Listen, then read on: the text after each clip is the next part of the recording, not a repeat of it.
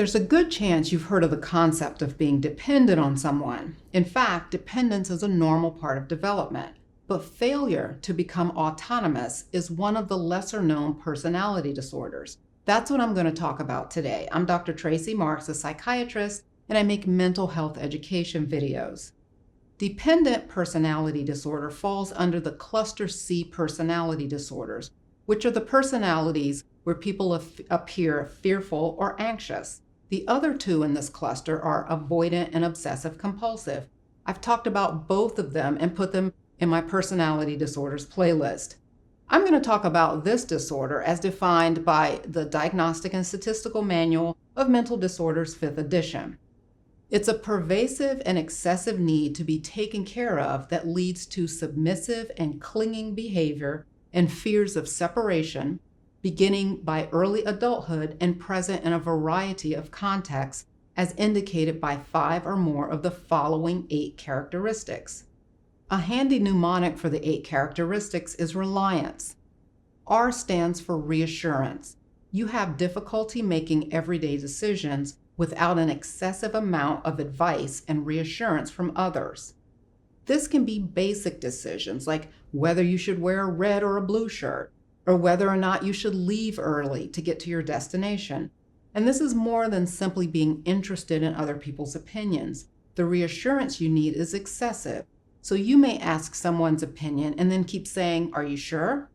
You need to hear it more than once because of your self-doubt. E stands for expressing disagreement. You have trouble expressing disagreement with others because you fear losing their support. And just to be clear, this reliance or dependence is not related to financial support or security. This is total emotional reliance. You need others to keep you put together.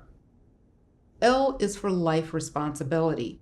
You need others to assume responsibility for most major areas of your life. This can look different between adults and teens. Adults may rely on their parents or spouse to tell them what kind of job they should have or who they should have as friends. Personality disorders don't fully develop until young adulthood, but these traits can still start to show up in the teen years. So the adolescent way that this characteristic can look is relying on parents to tell you what to wear or what to do with your free time or what college to go to. And this reliance would be beyond what you would expect for that stage of maturity. I is for initiating projects. You have difficulty initiating projects or doing things on your own. With this, you have sufficient motivation, but you lack self-confidence and question your abilities. You believe other people do things better than you do, and you project this image of being inept. If someone starts something for you, you can continue on your own as long as there's someone else around more competent to make sure that you're going to be okay.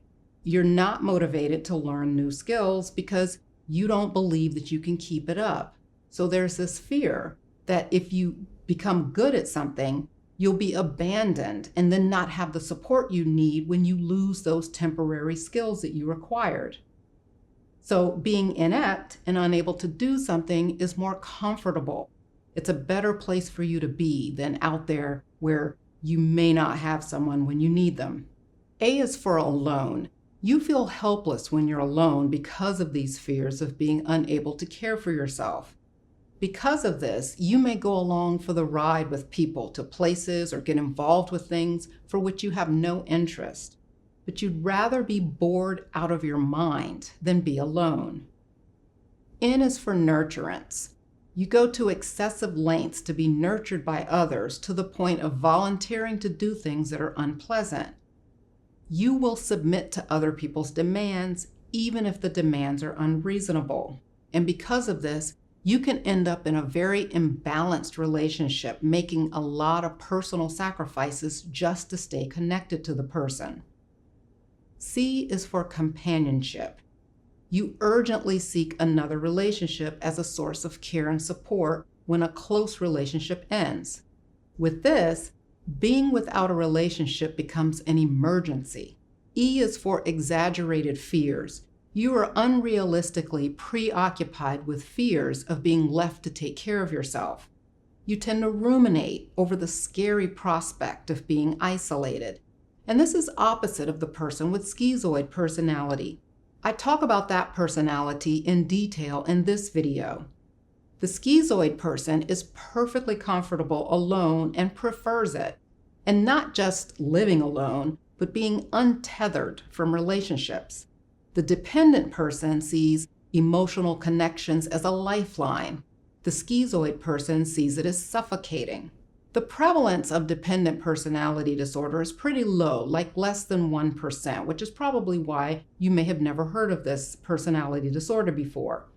Having separation anxiety as a child or a chronic medical problem can be a setup to develop this personality disorder. People with the disorder can be very pessimistic and tend to put themselves down. They may become very anxious when faced with making a decision, and they can have co-occurring depression and anxiety. So one focus of the treatment can be addressing the depression or anxiety symptoms. Assertiveness training can help with some of the thinking patterns, but it's hard to break past the conditioned behavior because it's self-protective. Relying on someone who's willing to step up and dominate you is reinforcing. It keeps you stuck, but stuck feels better than scary. And for the person with dependent personality disorder, independence and autonomy are frightening to the bone. For more on personality disorders, check out my personality disorder playlist. See you next time.